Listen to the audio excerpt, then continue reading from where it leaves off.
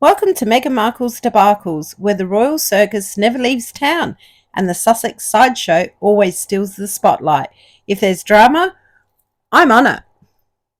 Welcome back. I hope you're all well and enjoying your day or evening or whatever you're doing on this lovely day. Well, I'm sure you've all seen those stupid photos of Meghan on her board with her big ass belly.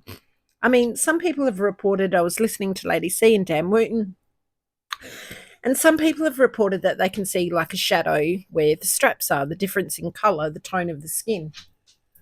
Well, what is she trying to prove? That she was pregnant, and then there's an ultrasound on there as well without no name and no date, and it's all like being a little bit, the photos look like they have been tampered with. Other people have said that. I don't know if they're tampered with or not. But we all know she wasn't pregnant. Now, I just want to talk about boobies before I go on to an article. And I know that I'm not putting her down or anything like that. And I spoke to Tom Jr. the other night, not about boobies. I asked him if Trevor really did say, and I've asked him before, I've asked him when he's had a gut full of alcohol, and I've asked him when he's sober, expecting two different answers. So I asked him, I said, did he really tell you that she had a hysterectomy? And he said yes, and he actually has. Well, someone in the family has proof. I'll just say that. Anyway, I went on to think, and I've been thinking about this for a while, and I just want to talk about her breast size. And I know you're probably going to think, well, gross. I do too.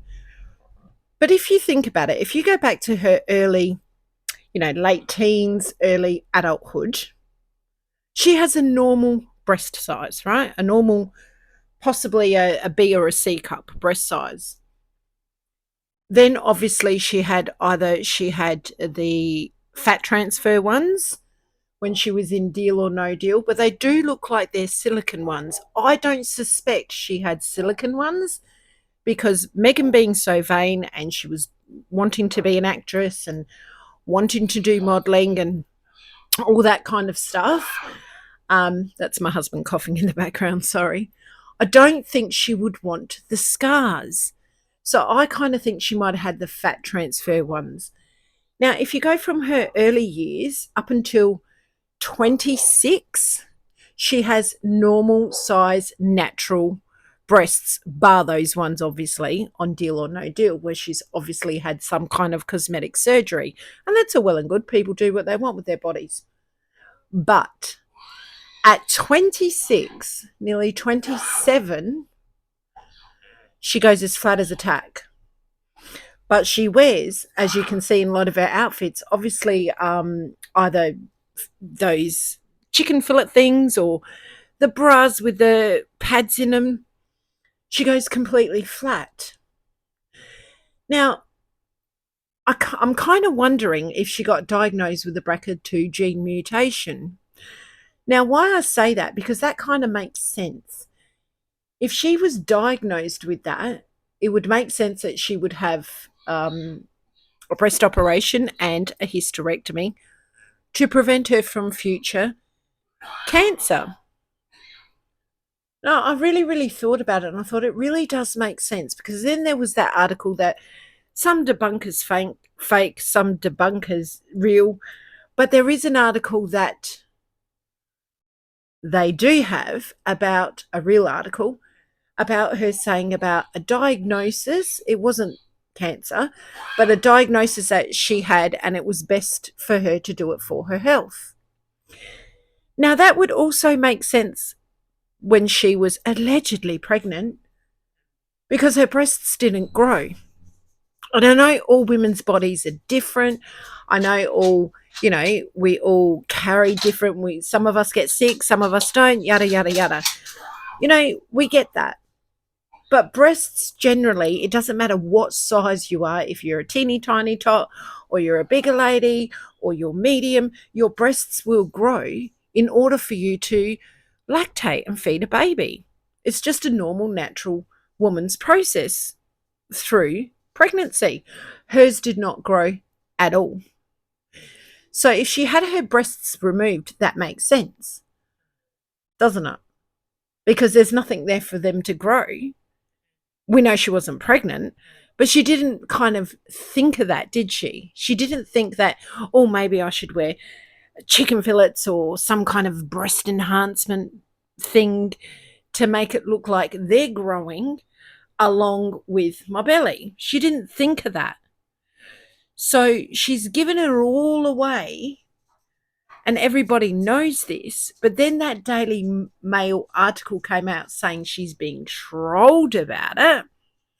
Now, the interpretation I get from that is that they've actually strategically done that article.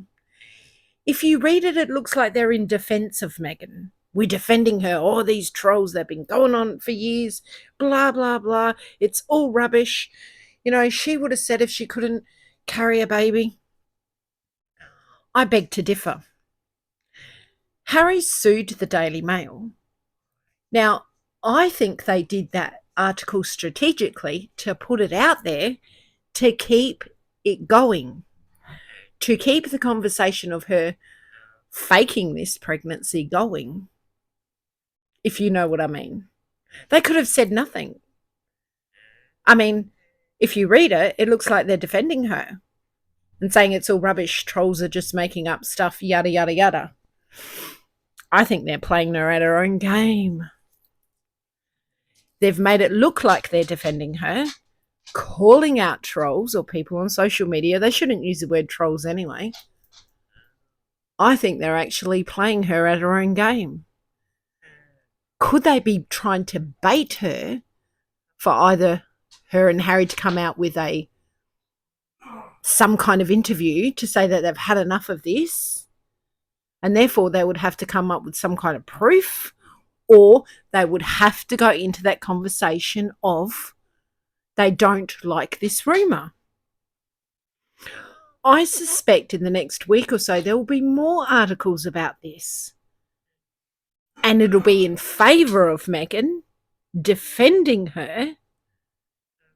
But I think they're kind of baiting her until they say something. Obviously, they're not going to tell the truth about her not carrying the children, but it'll bait them into saying something, putting out some kind of statement, doing some kind of interview to say, you know, this is being really harmful to us, yada, yada, yada.